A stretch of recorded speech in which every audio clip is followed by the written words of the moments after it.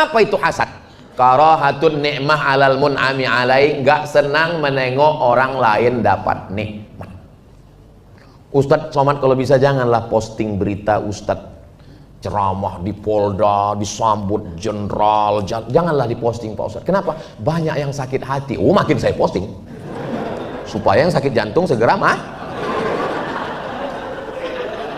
masa gara-gara dia sakit hati kita mesti nggak posting? Enak aja, saya gas terus 3 kali posting sehari.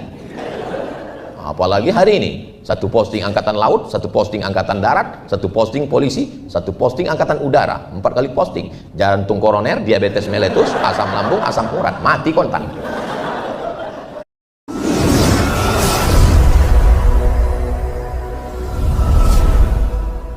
Kami terus terang yang nggak berseragam ini, kalau melihat orang berseragam itu sholat di masjid, ngaji, itu ada kebanggaan yang luar biasa.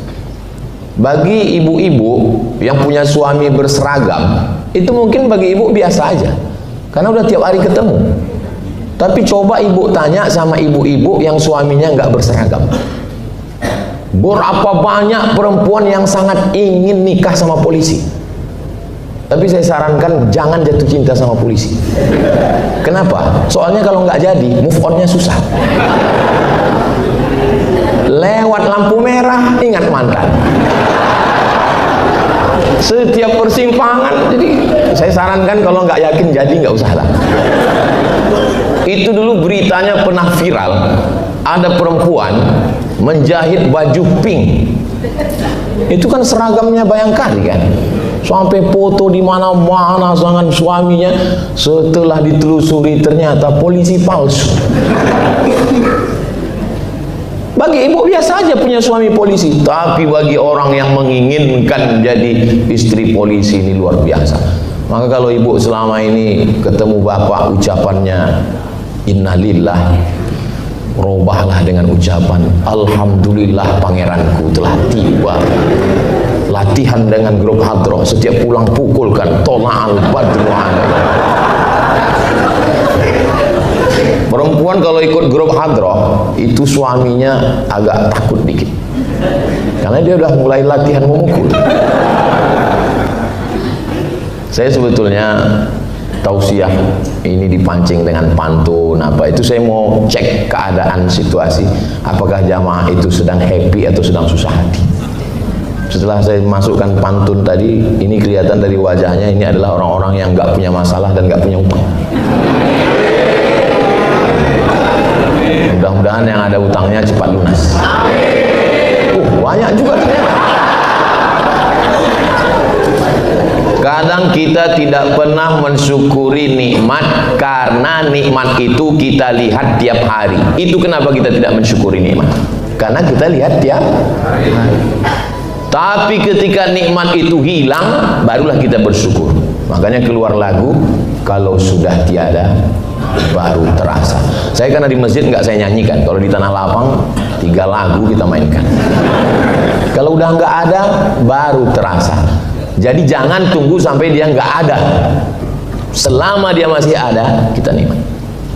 Suami yang menurut ibu, suami yang biasa-biasa, gimana suami kamu itu? 4L. Apa itu? Lu lagi, lu lagi. Itulah suami yang diidam-idamkan seorang perempuan yang sampai sekarang belum punya suami. Kita doakan yang belum punya jodoh segera dapat jodoh. Banyak kali yang belum dapat jodoh. Istri yang menurut bapak biasa-biasa aja, itu adalah istri yang ditunggu-tunggu jombloan sejati. Setiap mampir ke rumah makan, pesan sop iga terus. Kenapa? Aku mau mencari tulang rusukku yang hilang. Setiap ketemu sama perempuan, pasti bawaannya mau uduk. Mau kemana mas? Mau uduk. Mau uduk apa? Zuhur jam 12 baru jam 10. Mau uduk bersanding bersama. Jadi pertama, kalau mau menjadi orang yang bersyukur itu adalah mensyukuri nikmat yang ada. Dan jangan kita melihat nikmat orang lain. Karena kalau kita lihat nikmat orang lain, kita nggak jadi bersyukur. Kita ingin seperti dia. Contohnya, bapak ibu, kakak-kakak, abang-abang, kalau ngelihat nikmat saya ini, itu nggak bersyukur. Kenapa? Saya buahnya lebih banyak, minumannya 6 kaleng.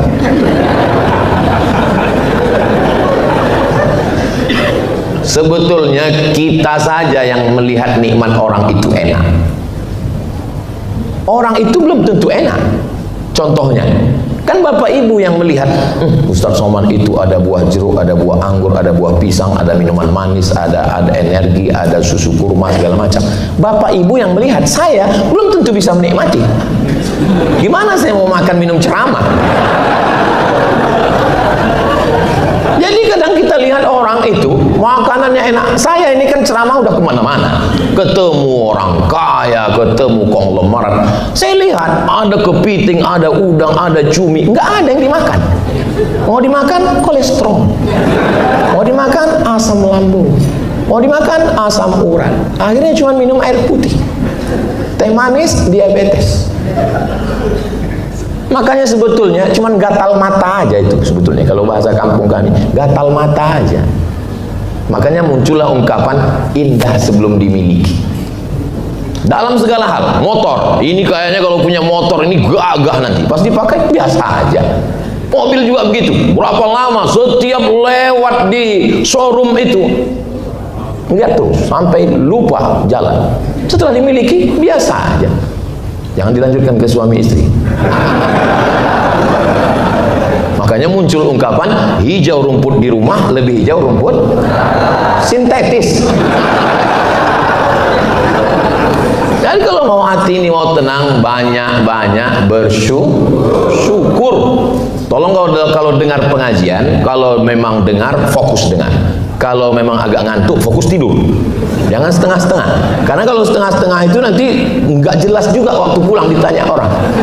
Siapa tadi yang ceramah di Polda Kaltim? Ustaz Somad. Apa kata dia? Kata dia kita mesti banyak bersyukur. Ya itu gara-gara salah dengar. Makanya kalau memang fokus dengar baik-baik. Kalau ngantuk tidur. Saya belum pernah marah sama jamaah yang tidur, belum pernah. Kenapa? Karena kalau ada orang bisa tidur, itu berarti hatinya tenang. Berapa banyak orang kaya, pejabat, duit banyak, nggak bisa tidur. Jam 2 malam nggak bisa tidur, kena insomnia. Akhirnya makan obat tidur. Tapi ada orang baru melihat ustadz langsung tertidur. Itu kan kenikmatan yang luar biasa itu. Baru pengumuman khotib Jumat hari ini langsung tertidur. Seperti ada setelannya. Dan bangunnya itu juga ada setelannya. Barakallahu li wa lakum fil Qur'anil azim. Langsung bangun. Dan langsung bisik ke kawan sebelah. Ini kayaknya khutbah Jumat ini enggak sah. Kenapa? Kok cuma satu kali kata dia khutbah. Khotib sudah ngomong 30 menit. Jadi syarat pertama bersyukur, syarat kedua jangan melihat nikmat orang. Syukuri nikmat yang ada. Sudah ada lagunya, syukuri apa adanya. Nggak bisa saya nyanyikan di dalam masjid. Kalau di luar dengan hadrohnya kita mainkan, kelempang, selesai. Ustaz, ini hadroh ini dari mana asalnya? Datang seorang perempuan bernazar. Nabi pulang perang. Ya Rasulullah, ya saya nazar. Nazarnya apa? Kalau Nabi pulang perang menang, saya akan pukulkan hadroh, gendang, duf bahasa Arabnya. Kata Nabi, silakan pukul. Itu dalil memukulkan gendang itu hukumnya boleh. Dan yang memukul itu perempuan. Itulah dalil boleh perempuan dan laki-laki memukul. Tapi katanya ada yang bilang nggak boleh perempuan mukul.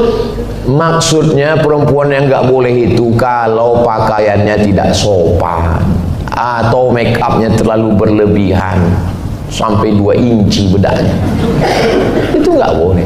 Kalau hanya biasa-biasa saja seperti yang kita di sini, itu nggak apa-apa. Lalu di dalam masjid gimana nih Pak Ustadz? Nanti di syuting tajam, setajam sembilu, lebih tajam lagi, setajam silet, lebih tajam. Apa yang lebih tajam? Komentar netizen. Apa ini Abdul Somad? Ada gendang-gendang di dalam masjid. Kata Nabi ketika ada orang menikah, a'linu hadzal nikah. Nikah jangan diam-diam. Sekarang banyak orang nikah diam-diam. Pas ditanya sama istrinya, kenapa kamu nikah diam-diam? Nikah itu ibadah. Nikah nggak boleh diam-diam. Kata Nabi, a'linu, iklankan pernikahan ini, buat walimah. Ij'aluhu fil masajid, buat akadnya di masjid. Wadribu alaihi biddufuf, pukulkan gendang. Itu dalil memukul gendang. Kenapa Ustaz sampaikan di sini? Ya, yang namanya polisi ini pasti menghadapi masalah. Beda sama Ustaz. Saya ini kalau datang, saya sudah terbayang jamaah akan menyambut saya. Tapi kalau ibu punya suami polisi, dia akan menyambut dan disambut oleh unjuk rasa. Makanya kalau mentalnya tidak kuat, semangat jihadnya dan pendampingnya juga mesti begitu. Jadi kalau ada bapak-bapak polisi, kakak-kakak, abang-abang ini yang dulu waktu mudanya playboy cap gayung, playboy cap tupai, lalu kemudian ditanya sama istrinya, kenapa aku yang jadi istri kamu ya? Kan banyak dulu mantan-mantan kamu. Maka bilang sama dia, karena jadi istri polisi ini berat, biar kamu aja. Yang lain itu nggak lulus fit and proper test. Bukan senang jadi bayangkari ini, bukan cuma model baju pink, tapi punya semangat yang luar biasa. Saya jarang-jarang ceramah membangkitkan semangat begini. Kenapa? Karena judul kita hari ini, berbenah diri setulus hati. Kenapa yang dipakai hati? Padahal yang berbenah itu tangan, yang berbenah itu mulut, yang berbenah itu kaki, yang berbenah itu mata. Kenapa yang disebut hati? Contoh, kita bawa motor, gasnya di tangan, koplingnya di tangan, giginya di kaki, remnya di tangan dan kaki. Tapi Pak Polisi menulis rambu-rambu di pinggir jalan, hati-hati. Kenapa nggak kaki-kaki? Kenapa nggak tangan-tangan? Karena mata, tangan, telinga, dan kaki diperintahkan oleh hati. Maka jagalah hati supaya jangan sampai sakit hati. Kenapa bapak ini bisa mendapatkan ibu? Ya karena mereka bisa merebut hati. Sentuhlah dia tepat di hatinya, dia akan jadi milikmu untuk selamanya. Rasa-rasa nasihat pernikahan. Makanya judul, saya yakin ini yang buat judul ini, tolong dicari nanti Pak Kapolda. Jangan-jangan sedang jatuh cinta dia. Berbenah diri. Kenapa mesti dibenahi? Biasanya yang perlu berbenah itu berarti yang lagi kacau. Memang kita ini nggak pernah sempurna, nggak pernah sempurna. Dan saya nggak bisa melihat diri saya sendiri. Nggak ngasih tahu saya salah itu siapa? Orang lain.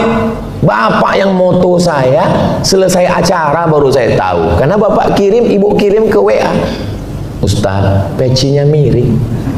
Saya nggak tahu kalau peci saya miring. Tapi kalau ada orang yang baik, dia nggak nunggu selesai acara. Dia pura-pura begini. Berarti miring ke kiri.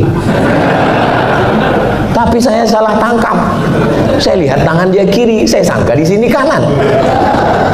Ternyata komunikasi kita nggak ketemu. Nggak bisa kita menilai diri kita sendiri. Menurut saya waktu lagi tausiah ini sudah bagus. Tapi pas ditonton di channel Ustadz Abdul Somad Official, jangan lupa subscribe, like, share, and comment. Ternyata saya dulu waktu baru-baru pulang dari Maroko tahun 2008, kalau ceramah itu di Islamic Center di Kampar, habis itu saya dipanggil sama bapak-bapak, Ustaz Somad sini sebentar. Ada apa Pak Haji? Tolong Ustaz kalau ceramah suaranya agak dipelankan. Kenapa? Kami nggak tahan suara yang kuat, kami mau lembut. Sejak itulah suara saya agak turun dikit. Ini di sini ini bukan kuat, suara saya biasa, cuman sound sistemnya mantap. Masjid, sound system, kata Ketua Dewan Masjid Indonesia Pak JK, tolong Ustaz sampaikan di mana-mana. 80% yang berperan di masjid itu sound system. Yang muazin pakai sound system, khotib, imam, zikir, hadrah, semua pakai sound system. Kadang ada model sound system ini, siapapun yang pakai suaranya serak terus. Allah. Siapapun yang azan itu terus suaranya. Makanya tolong diperbaiki. Makanya waktu saya dulu heboh-hebohnya sound horeg, saya bilang bagus ini. Orang melihat ini Pak Ustadz genteng-genteng pada jatuh. Bagus saya bilang. Itu pasti subuh bangun semua orang. Yang penting diarahkan. Itu kan kreativitas anak bangsa. Bam, retak-retak semua penting. Itu kalau dipakai itu azan subuh kan mantap itu. Kenapa orang nggak ke masjid? Soundnya slow, yang azan waktu zaman ayah kita tahun 80-an masih azan juga lagi dia sekarang. Hayya 'ala shalah. Coba kalau soundnya macam sound Polda ini dan yang azan juga semangat. Hayya 'ala shalah. Ramai masjid saya yakin. Semua polsek, Babin Kamtipmas datang semua. Kenapa? Ya, rupanya yang azan Kapolres. Barulah.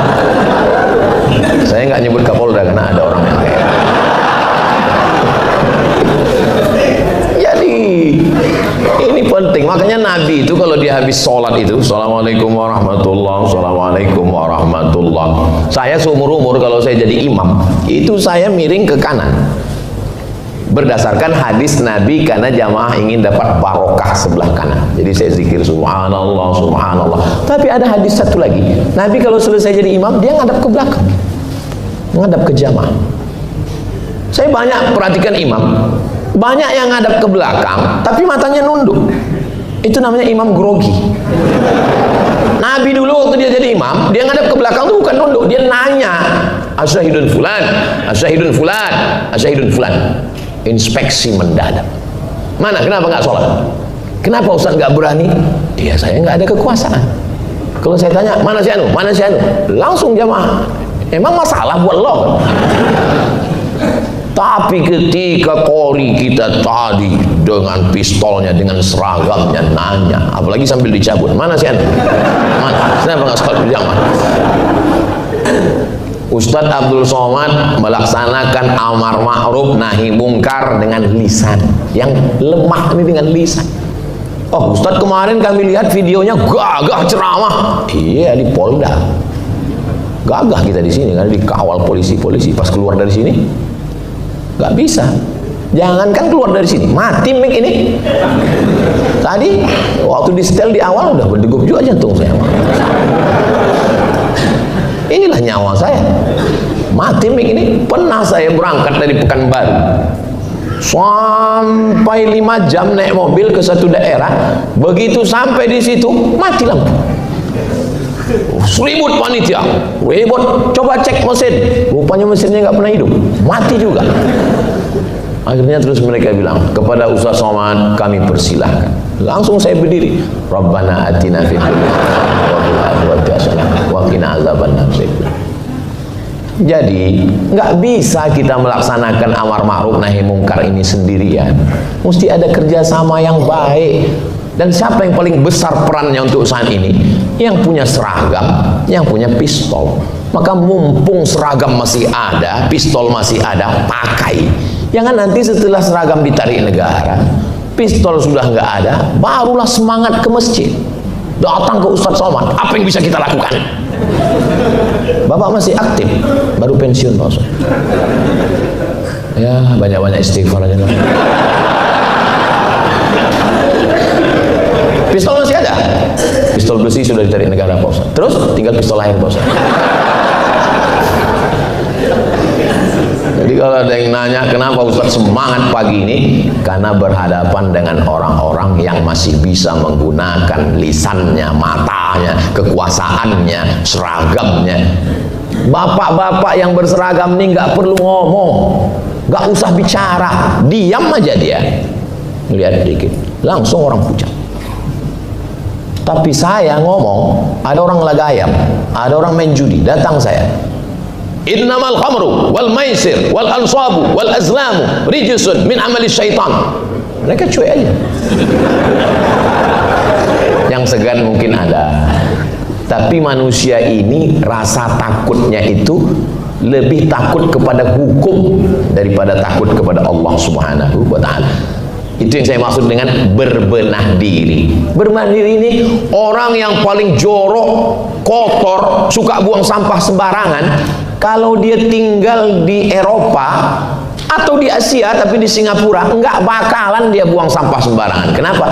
Karena buang sampah, puntung rokok, abu rokok sembarangan langsung kena denda sekian dolar.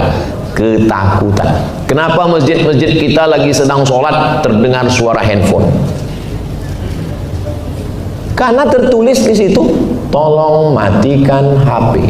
Tapi ada satu masjid, kata kawan saya pulang dari Belanda, di masjid itu nggak ada suara handphone pernah bunyi sama sekali. Kenapa? Karena tertulis kalau bunyi $100.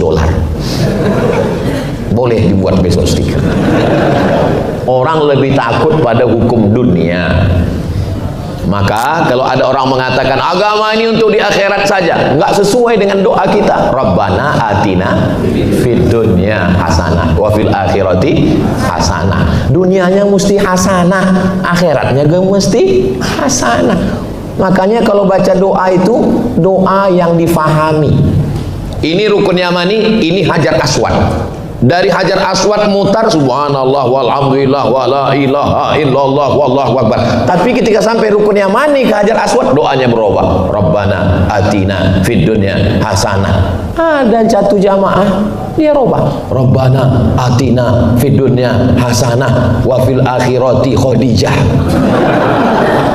Ditanya sama pembimbingnya, kenapa bapak robah doanya? Istri saya yang pertama namanya Hasanah, yang kedua namanya Khadijah. Kalau saya sebut 2 kali marah. Pentingnya kita paham apa yang kita ucapkan, apa yang kita lafalkan. Tapi bukan berarti sholat kita robah jadi bahasa Indonesia. Sholat kita tetap pakai bahasa Arab, kita memahami. Saya nggak nyuruh kita ngapal terjemah, hanya paham secara umum saja sudah cukup. Allahu Akbar. Saya nggak nyuruh juga kita terjemahkan mentang-mentang polisi kursus bahasa Inggris lalu pakai bahasa Inggris. Inna sholati my praying, wa mahyaya my life, wa mamati my die, lillahi ta'ala for you oh my God. Tetap pakai bahasa Arab, tapi kita pahami dalam hati secara umum global, karena di situ kita sedang berbenah diri. Terkejut anak kecil kalau saya ceramah. Saya sebetulnya suara saya ini nggak kuat. Saya di mana-mana ceramah lembut biasa. Marilah kita banyak mengingat mati. Biasa kalau di panti jompo gitu saya ceramah. Apa kita semangat-semangat mubazir. Ustaz jangan ngomong gitulah Pak Ustaz, kami ini udah tua. Kunci mendengar ceramah Ustaz Somad itu satu, jangan tersinggung. Ada beberapa orang tersinggung pulang meninggal. Berbenah diri. Apakah Abdul Somad sempurna? Tidak. Saya masih berbenah diri. Saya kalau sudah melihat jamaah yang tulus-tulus ikhlas datang dari jauh mengulurkan tangan, dalam hati saya, kamu ikhlas datang mengulurkan tangan, berarti kamu sering dengar ceramah. Kalau kamu memfavoritkan ustadz, berarti kamu kenal dia, berarti kamu tonton dia. Berapa giga sudah paketmu habis? Berarti kau selama ini ingin ketemu dia. Kenapa kau bisa senang sama dia? Dia bukan artis, dia bukan ganteng, walaupun ganteng juga sedikit. Apalagi pas saya tengok foto saya pun heran. Saya tadi waktu masuk, ini sebenarnya penceramahnya siapa ya? Ganteng kali. Emang hebat editornya ini. Seumur-umur saya belum pernah ada orang memasang gambar yang lagi sedang begini. Baru biasa. Ini kalau menyelam ini kan artinya mantap ya. Jadi apa yang kita lakukan ini adalah berbenah diri. Saya nggak sempurna. Saya kasih tahu sama istri saya, aku ini tidak sempurna. Aku ini ibarat kain pendek, ditarik ke kepala, terbuka kakiku. Ditarik ke kaki, terbuka kepalaku. Aku nggak sempurna. Aku di rumah cuma 3 hari. Hari Selasa, hari Rabu, hari Kamis. Hari Jumat, hari Sabtu, hari Ahad, hari Senin aku di luar. Tapi di 3 hari itu aku ingin berbenah diri, aku ingin menjadi suami yang baik. Jadi jangan Bapak Ibu pikir saya di rumah begini juga. Lalu saya panggil istri dan anak saya, lalu saya katakan, ya ayyuhalladzina aman. Enggak. Janganlah di rumah gitu juga. Kalau saya di rumah, saya nggak pakai peci, saya nggak pakai sorban, saya pakai kain sarung, saya pakai baju kaos, saya menggendong anak, saya jalan-jalan. Gimana Ustaz mau jalan-jalan? Sedangkan di Kaltimnya aja pengawal Ustaz 20 orang, lain lagi dari kepolisian, lain dari TNI, lain dari Banser, lain dari Kokam.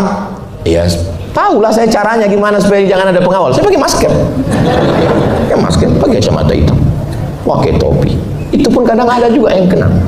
Pas di mall itu, pas di tangga itu eskalator berbisik mereka, Ustaz Somad ya. Saya balas, mirip. Sampai di parkir mereka ikut, diketoknya kaca. Ustaz. Saya buka. Kenapa? Saya bilang, foto sikit Ustaz. Boleh, saya bilang. Saya penasaran, kok bisa tahu kau? Begitulah aku sudah berusaha menutup. Kok tahu? Dari cincinnya Ustaz. Makanya saya nggak pakai cincin. Orang tulus ikhlas karena Allah, nggak ada kepentingan. Maka saya mungkin dalam hati saya ini, kalau dibuat di video, yang tampil Ustaz Somad, yang disebut oleh jenderal Ustaz Somad, yang ditampilkan gambarnya nggak ada gambar Kapolda, cuman gambar Ustaz Somad. Tolong habis acara gambar ini jaga baik-baik. Soalnya kemarin saya lihat di WC pinggir jalan, gambar-gambar caleg dipasang mereka. Berarti gambar-gambar waktu pilkada kemarin banyak yang dipasang tuh. Bayangkan kalau ini diterbuang nggak dijaga, dipasang mereka penutup WC. Pas bagian dalam. Nggak usah dibayangkan. Kita ini masih berbenah diri, nggak ada yang sempurna. Al-kamalu lillahi wahdah. Kesempurnaan itu hanya milik Allah. Kita ini penuh dengan kekurangan. Kalau ada orang mengatakan saya nggak pernah lupa, saya nggak pernah silap, saya nggak pernah salah, saat itu dia sedang lupa, silap, khilaf dan salah. Manusia ini berasal dari kata nasya. Nasya artinya lupa. Makanya ustadz kadang kalau udah ceramah lupa waktu habis. Makanya penempatan jam ini udah tepat betul. Pas jam. Pak Bambang ini dari Pekanbaru. Nanti kalau pulang ke Pekanbaru, Bapak pergi ke Jalan Harapan Raya, ada simpang masuk belok kiri, ada masjid di situ yang mejanya itu pakai 3 lampu, merah, kuning, hijau, macam lampu. Jangan-jangan pengurusnya polisi. Saya tanya sama pengurus masjid, Pak mohon maaf ya, iya, ini apakah bekas Dewan Juri MTQ? Belum dicopot? Enggak Pak Ustadz, memang asli. Kenapa? Banyak Ustadz kalau udah megang mikrofon lupa berhenti. Maka kami pasang di situ lampu. Kalau udah lampu kuning maksudnya 5 menit lagi berhenti. Pas lampu merah habis waktu, stop. Kenapa selama saya ceramah nggak hidup? Saya bilang, kami segan Pak Ustadz. Kami udah tepat ini pasang jam. Tadi saya ceramah jam 10 kurang 5, sekarang sudah jam 10.30. Berarti udah 35 menit. Saya kalau pas berdiri kadang lupa juga. Ada yang mengingatkan saya, terasa semut itu menjalar ke atas. Kesemutan. Tapi kalau sudah duduk ini, saya tadi maunya berdiri. Saya mau ceramah berdiri. Pas tiba-tiba saya tengok mimbarnya udah digeser. Saya terus terang saya segan kalau saya duduk. Kalau duduk di depan bapak-bapak segan. Karena orang tua dari kecil sudah mengajarkan nggak boleh kita duduk kalau ada orang-orang tua. Nah, tapi karena udah ya apa boleh buat, saya duduk. Ini saya jelaskan supaya jangan ada dusta di antara kita. Pertama, syukuri nikmat. Yang kedua, jangan melihat nikmat orang lain. Kita akan menjadi orang paling bersyukur. Kalau tidak, kita akan menjadi orang yang kufur. Yang ketiga, berbenah diri, membetulkan diri, perbaiki hati. Apa yang ada di dalam hati ini? Yang paling merusak di dalam hati ini, Bapak Ibu semua hafal ayatnya. Wa min syarri hasidin. Ini enaknya ceramah di kepolisian ini. Mereka hafal ayatnya. Walaupun juz amma. Hasad, nama penyakitnya hasad, nama orangnya hasidin. Mohon maaf kalau kebetulan namanya ada. Dengki, dengki itu letaknya di dalam, nggak kelihatan. Apa itu hasad? Karahatun ni'mah alal mun'ami alaih, nggak senang menengok orang lain dapat nikmat. Ustadz Somad kalau bisa janganlah posting berita Ustadz ceramah di Polda, disambut jenderal, janganlah diposting Pak Ustadz. Kenapa? Banyak yang sakit hati. Oh, makin saya posting supaya yang sakit jantung segera Masa gara-gara dia sakit hati kita mesti nggak posting? Enak aja. Saya gas terus. 3 kali posting sehari. Apalagi hari ini, 1 posting angkatan laut, 1 posting angkatan darat, 1 posting polisi, 1 posting angkatan udara, 4 kali posting. Jantung koroner, diabetes meletus, asam lambung, asam urat, mati kontak. Orang yang hasad, dia sedang menyiksa dirinya sendiri. Ada orang beli mobil baru, terus kita hasad sama dia, berubahkah mobilnya? Enggak, tetap kredit. Kita sedang menyiksa diri kita sendiri dengan hasad. Makanya hasad ini luar biasa. Karahatun ni'mah 'alal mun'ami 'alaih, tidak senang melihat orang lain dapat nikmat, itu baru 50%. Terus gimana caranya biar komplit 100%, Pak Ustaz? Begini cara mengkomplitkan hasad. Wa hubbu zawaliha, ingin supaya nikmat orang itu hilang. Dari hasad meningkat menjadi hasud. Kalau dalam ceramah itu saya ada seperti intonasi bertanya, gak usah susah hati, gak usah dijawab, nanti saya jawab sendiri. Dari hasad itu ke dalam, muncul hasud mulai keluar. Apalagi tinggal di rumah komplek perumahan rapat dekat, tetangga mulai renovasi. Tahu kenapa dia beli kangkung 2 ikat, ngobrolnya 2 jam. Tahu kenapa dia renovasi rumah baru? Ya karena dia punya ternak sekarang. Ternak apa? Ternak tuyul. Jadi hasad inilah yang merusak. Saya ini orangnya kan banyak yang saya nggak tahu, dan saya suka penasaran. Saya tanyalah dokter-dokter itu, Pak dokter, ya, seberbahaya apa daging kambing itu? Ustaz nanya, kenapa? Kenapa sekarang orang takut makan gulai kambing, sate kambing, soto kambing, katanya bisa menaikkan kolesterol? Sebetulnya kambing itu nggak mengandung kolesterol, Pak Ustaz. Loh, berarti selama ini hoax. Tidak ada kambing yang mengandung kolesterol. Terus yang betul itu kambing mengandung anak kambing. Kambing tidak mengandung kolesterol. Lalu yang menaikkan kolesterol itu apa? Yang menaikkan gula darah itu apa? Nggak senang ngelihat nikmat orang, Pak Ustaz. Itu hanya faktor psikologis. Cuman bahasa dokter ini kan lembut, intelektual. Psikologis, kalau bahasa Ustaz busuat. Ngelihat orang rumah baru, ngelihat orang mobil baru, sampai ke sini Pak Ustaz. Kalau sudah masuk ke sini, penyempitan di sini, lambat naik ke sini, berefek kemana-mana. Tapi kalau kita menganggap itu sebagai, ya mungkin Allah sedang menguji dia. Misalnya bapak, kakak hasad melihat saya dapat nikmat yang banyak ini. Apakah berkurang buah ini? Tidak. Terus bagaimana caranya biar supaya nggak hasad? Anggap Ustadz itu sedang diuji Allah. Bagaimana rasanya banyak minuman, banyak buah, tapi nggak bisa dinikmati. Semenderita apa dia di atas? Makanya kalau dilihat orang, dia begitu, dia sedang diuji Allah. Tapi katanya selama ini ujian itu sakit, mati. Enggak selamanya begitu, Besti. Kadang ujian itu dalam bentuk kekuasaan, harta benda. Wa balawnahum bil hasanat, kami uji mereka dengan hasanat. Fir'aun ujiannya bukan sakit.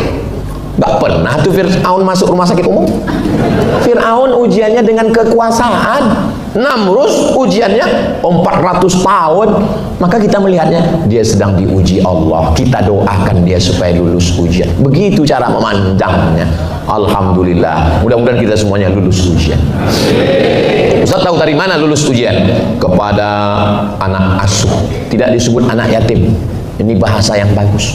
Tolong tempat-tempat lain, polda-polda lain, polres-polres lain, polsek-polsek lain pakai istilah ini, anak asuh. Karena saya sudah nanya kepada mantan anak yatim, ayahnya meninggal, ibunya meninggal. Saya tanya, apa yang paling menyakitkan waktu bapak anak yatim? Paling menyakitkan waktu kami dipanggil anak yatim. Tapi kalau disebut anak asuh dia akan bangga. Apalagi yang mengasuhnya adalah polisi, tentara, bangga dia. Apalagi diajak foto tadi. Oh, saya dulu waktu foto dengan Pak Tito, saya cetak, saya letakkan di mobil emak saya. Saya bilang, Mak, dari Riau ke Medan, kalau ada razia, tunjukkan saya.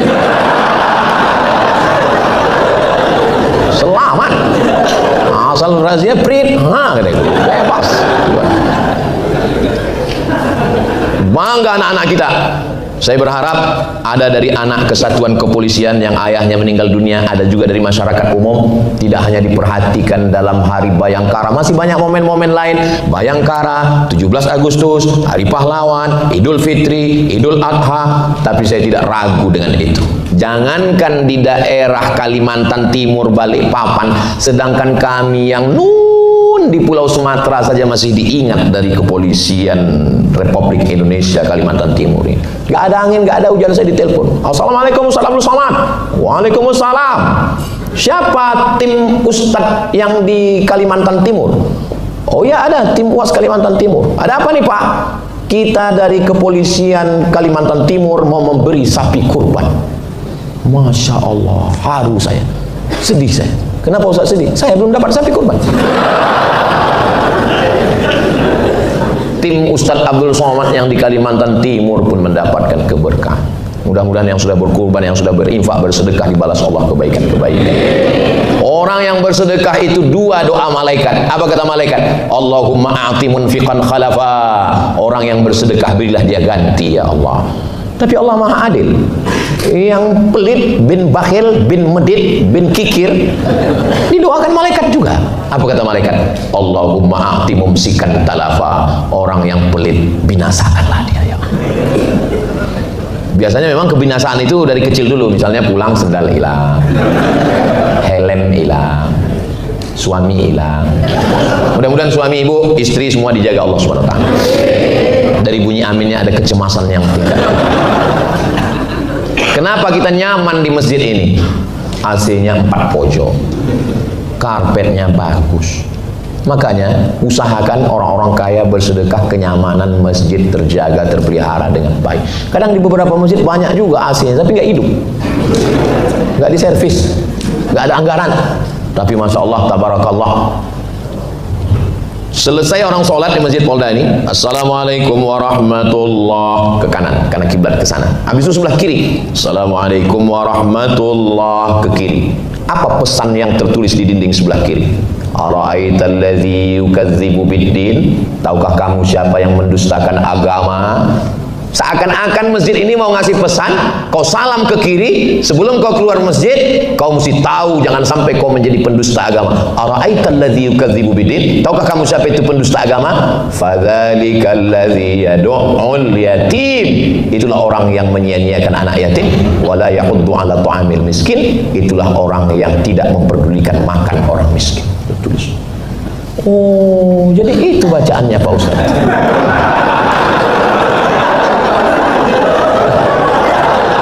Saya udah lama sholat di sini Pak. Nggak tahu saya itu bacanya. Dari sini bismillah. Bismillahirrahmanirrahim. Ara'aital ladzi yukadzibu biddin, fadzalikal ladzi yad'ul yatim wa la yahuddu 'ala ta'amil miskin. Supaya jangan sampai membiarkan orang miskin. Pulang dari sini gajian mampir ke toko beli beras 5 kilo, minyak 1 kilo, gula 1 kilo, ikan asin jangan 2 kilo, mie instan, susu saset, bungkus. Berapa yang mampu? Sebungkus, 2 bungkus, 3 bungkus, bawa pulang ke rumah. Yang belanja bapak, yang bagi istri. Mama tolong bagi ke belakang, jangan bapak yang bagi. Kalau bapak yang bagi ke belakang, kebetulan anak yatim itu emaknya cantik, hancur dunia persilatan. Siapa yang salah? Ustaz Somad juga yang. Kenapa bapak ngantar belakang? Ustaz Somad yang nyuruh Pak. Ibu yang ngantar. Papa kok beli baju 2? Anak kita kan 1. Ada anak yatim yang sebaya dengan anak kita. Dia anak asuh kita. Kalau 1 saja polisi punya 1 anak asuh, selamat insya Allah. Saudara-saudara, jangan pertemuan reuni. Ini kami mau pertemuan reuni nih. Saya kasih tahu sama kawan-kawan. Reuni SD, reuni SMP, reuni SMA. Datang, ketemu, makan, cekakak, cikiki, foto, kiki. Habis itu tukar nomor WA. Itu suami kamu ya? Iya. Kok letoy? CLBK, jemuran kering bersemi kembali. Padahal itulah kesempatan kita untuk bertanya, mana yang ayahnya meninggal, mana yang ayahnya merantau nggak pulang-pulang, namanya Bang Toib. Inilah kesempatan kita untuk saling menolong. Berapa uang sekolahnya? Pak Ustadz, alhamdulillah reuni kami sudah terbantu, tapi uang masih berlebih. Hari ulang tahun anak, hari ulang tahun pernikahan, pergi ke mall, enggak apa-apa. Jalan ke gunung, bagus. Pergi ke pantai, enggak ngelarang. Saya nggak bisa juga ngelarang, jangan ke pantai. Kemarin ada yang lihat video saya di pantai dengan istri saya. Ustaz Somad tuh ngomong aja. Itu dia di Instagramnya, yang followernya 10 juta itu. Sombong kali. Maksudnya yang belum follow lah. Artinya apa? Ya nggak apa-apa jalan-jalan, tapi jangan lupa bawa ke panti asuhan. Panti asuhan sudah Pak Ustaz? Panti jompo. Panti asuhan itu kita sedang melihat anak kita. Panti jompo itu kita sedang melihat diri kita 30 tahun akan datang. Ini adalah orang yang suaminya meninggal, istrinya meninggal, anaknya nggak peduli. Kalaupun ada, kalaupun tidak ada, maka dia sebatang kara. Saya ketika sampai di Sorong, turun dari pesawat, langsung ke panti, ketemu, saya peluk mereka. Anggap saya anak bapak, sehat ya Pak. Kita sedang melihat diri kita di masa akan datang. Beli nasi bungkus, bawa ke panti. Assalamualaikum Bapak Ketua Panti. Waalaikumsalam. Ini ulang tahun anak, ulang tahun pernikahan kami, mau makan dengan anak-anak yatim. Berapa orang semua di sini? Ada 100. Bapak mau ngasih semua? Enggak, 2 orang aja. Kebetulan cuma bawa 2 bungkus kan. Enggak mungkin semua, kita sanggup kita. Kalau sanggup semua, alhamdulillah. Jangan gara-gara mau besar lalu nggak ngasih apa-apa. Masalah bersedekah ini saya paling lihat orang Mesir. Orang Mesir nggak kayak kita. Kita kalau mau sedekah terlalu formal, ngundang datang ke rumah, sholawatan, maulidan, barzanji. Orang Mesir nggak gitu. Ketemu di jalan. Saya kebetulan di Mesir 98. Jadi mereka kalau ketemu dia nanya dulu, Malaysia, Indonesia. Orang Malaysia apa Indonesia? Kalau Malaysia dia nggak ngasih, karena nggak krisis. Indonesia, ya langsung dia keluarkan 100 rial. Khud, kul ma ashabi, makan sama teman-teman. Gitu. Orang kita sedekah nggak gitu. Diundang anak yatim ke rumah, disuruh baca Yasin. Fa subhanalladzi bi yadihi malakutu kulli syai'in wa ilaihi turja'un. Shadaqallah 3 kali. Udah selesai Yasin 3 kali, tahlil 100 kali.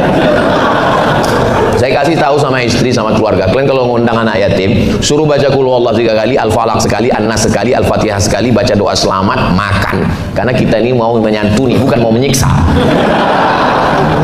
Sampai dehidrasi dia kurang cair. Ini bukan menyantuni, ini menyantuni itu kasih sayang. Tengok tadi kepalanya diusap. Ibu tadi dipegang, waktu ibu foto tadi dipegang ibu. Karena mereka kehilangan kasih sayang orang tua. Kenapa kepalanya diusap? Siapa yang menyantuni anak yatim, mengusap kepalanya, dapat pahala sebanyak rambutnya. Itu maknanya sebanyak yang tidak bisa dihitung. Begitulah pahala. Ini jangan dipahami secara tekstual. Yang gundul nggak ada yang usap. Kenapa kok nggak usap? Nggak ada pahalanya Pak Ustaz. Jangan memahami secara letterlik. Pahami, jangan terlalu seremonial. Datang ke sekolahnya, tanya berapa yang terkendala uang sekolah. Besok datang, pergi ke SMP negeri, alhamdulillah sudah selesai. Tapi di pondok-pondok pesantren, saya baru pulang ke salah satu pondok, saya tanya pimpinan pondok, berapa yang nunggak di sini? Ya lumayan lah Pak Ustaz. Berapa Pak Kiai? 1 orang, saya bilang 1 M Pak. 1 M nunggak. Kalau dituntut terus mereka akan keluar. Akhirnya biarkanlah Allah menolong Pak Ustaz. Begitulah beban para kiai di pondok. Datang ke pondok, tanya. Berapa yang nunggak Pak Kiai? Berapa yang belum bayar uang semester? Berapa yang belum uang asrama? Mau bantu? Enggak, mau nanya aja.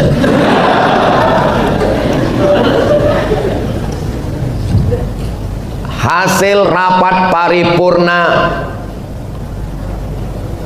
undang-undang untuk pusat DPR RI. Perda peraturan daerah, pondok pesantren mendapatkan bantuan 5 tahun menjabat sebagai anggota DPR, tapi tanda tangannya berlaku sampai hari kiamat. Allahu Akbar. Nah, kalau sudah takbir berarti sudah 45 menit saya ceramah. Sudah lampu kuning itu dah.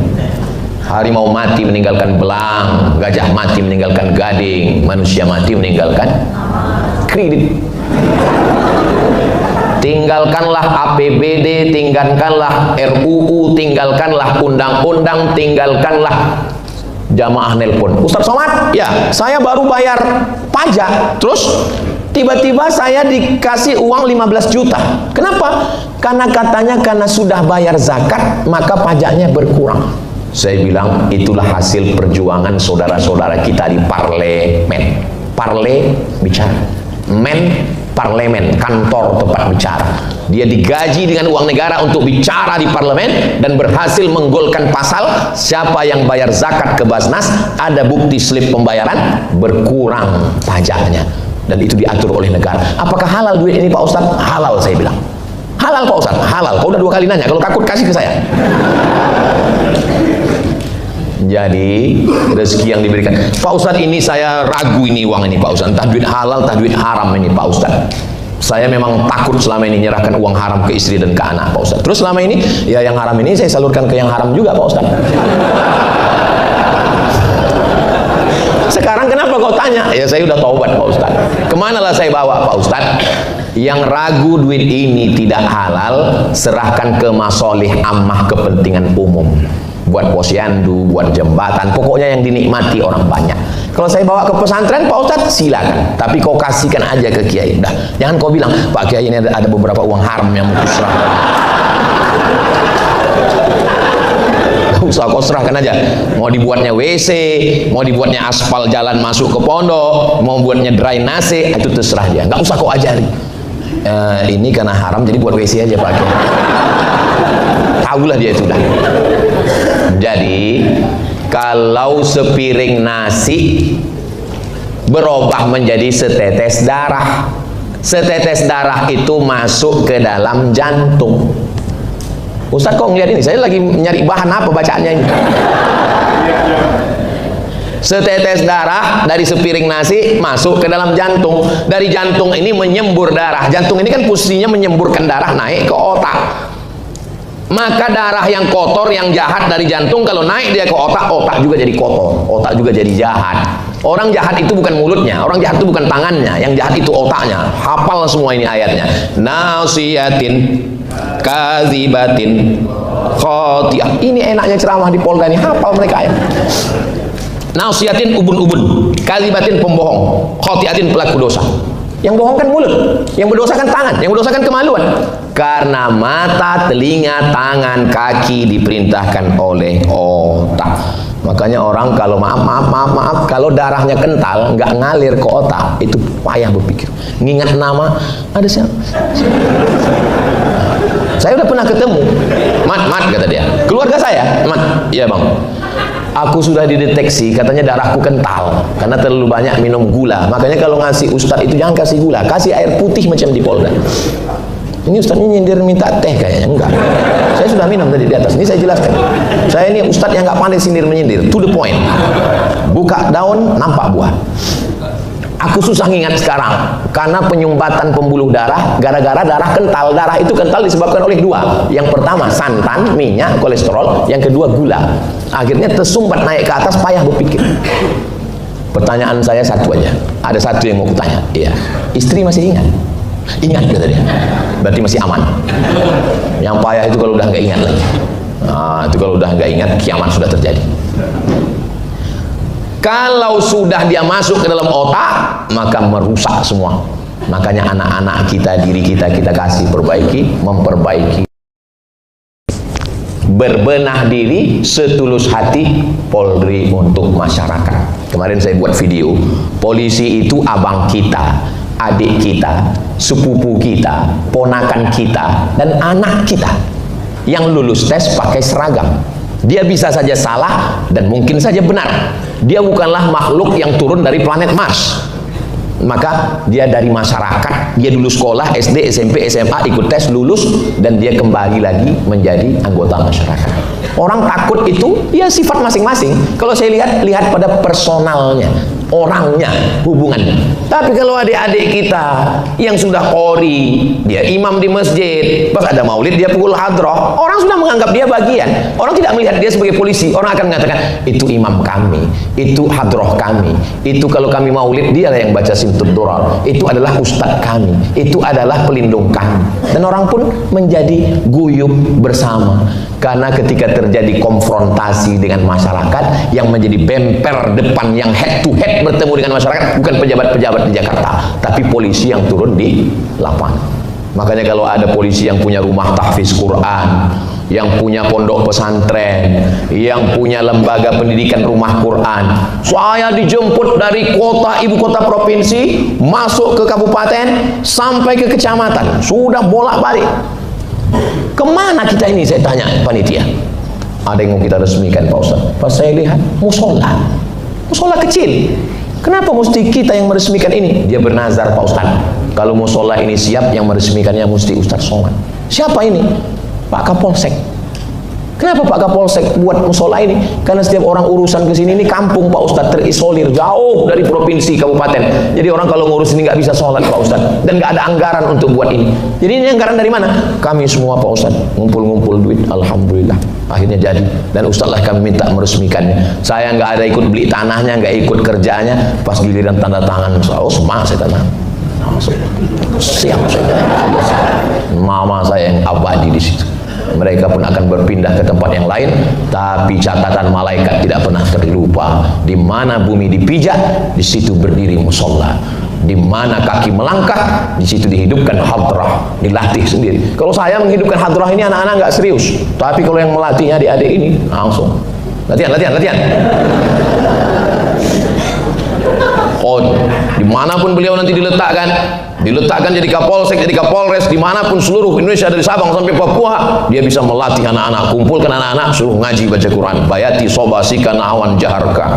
Nah, adik-adik remaja masjid, saya mau ngajar kalian baca Al-Fatihah, pakai lagu Nahawan. Lau kana bainana al-habib ladana al-qasi wal-qarib. Itu bisa dimasukkan ke Al-Fatihah. Alhamdulillahi rabbil alamin ar-rahmanir rahim maliki yaumiddin iyyaka na'budu wa iyyaka nasta'in. Yang nggak bisa jangan dipaksakan. Bukan itu bidang dia. Saya Pak Ustadz kalau suara memang nggak bisa Pak Ustadz, tapi kalau tulisan bagus, kaligrafi. Saya kalau tulisan nggak bagus Pak Ustadz, suara pun nggak bagus. Apa yang bagus? Duit bagus Pak Ustadz. Sumbang, bangun masjid, cantik indah. Saya Pak Ustadz, apa pun tak bagus Pak Ustadz. Rumah kau dekat dengan laut. Enggak ada manusia ini yang enggak punya potensi, enggak ada. Pasti diberikan Allah kelebihan-kelebihan. Jangan mengukur orang dari satu standar, enggak bisa. Kita enggak bisa mengukur standar semuanya mesti bisa terbang. Ikan hanya bisa berenang. Kita menetapkan standar yang hebat itu bisa berenang. Burung enggak bisa berenang. Jadi nggak bisa kita ukur standar semua berdasarkan satu saja. Maka Allah sudah berikan kita kelebihan masing-masing. Maka kalau sudah ditempatkan Allah pada satu posisi, manfaatkanlah itu untuk agama Allah. Mudah-mudahan apa yang saya sampaikan hari ini baik untuk saya, baik untuk kita semua, insya Allah. Sampai juga 60 menit saya menyampaikan tausiah. Tapi saya tengok jamaah ini belum ada yang mengantuk. Cas semua. Kira-kira kalau saya tambah setengah jam lagi masih sanggup? Nggak boleh. Ini kantor polisi di sini. Ingat tadi ucapan beliau. Yang saya garis bawahi dari ucapan jenderal tadi adalah mewujudkan kepolisian yang presisi dan berintegrasi. Makanya kalau mendengarkan kata sambutan itu dengar baik-baik. Presisi, salam presisi. Saya heran dulu, kenapa salam presisi itu enggak begini ya? Harus saya paham, rupanya dia mendengarkan degup detak jantung hati. Terasa degup. Coba lihat. Itu yang normal itu. Ada yang nggak normal. Biasanya jantung yang nggak normal itu disebabkan dua. Yang pertama jatuh cinta. Yang kedua jatuh tempo. Salam presis. Yang berintegritas, jujur. Itulah yang akan menjadi kenangan yang luar biasa. Saya rasanya nggak mau berhenti, tapi akhirnya waktu juga yang memisahkan kita. Di akhir waktu majelis yang penuh dengan keberkahan, hari yang mulia, hari Jumat, waktu mulia, waktu matahari naik, waktu duha, disebut dengan sholatul awwabin, sholatnya orang-orang yang kembali ke jalan Allah, dan bulan yang mulia, salah satu 4 dari bulan mulia, bulan Muharram. Di waktu mulia ini mari kita berdoa kepada Allah, mudah-mudahan keluarga kita sakinah, mawaddah, warahmah. Institusi ini dijaga Allah Subhanahu wa taala. Hati kita semuanya istiqomah. Ala hadhihi Al-Fatihah.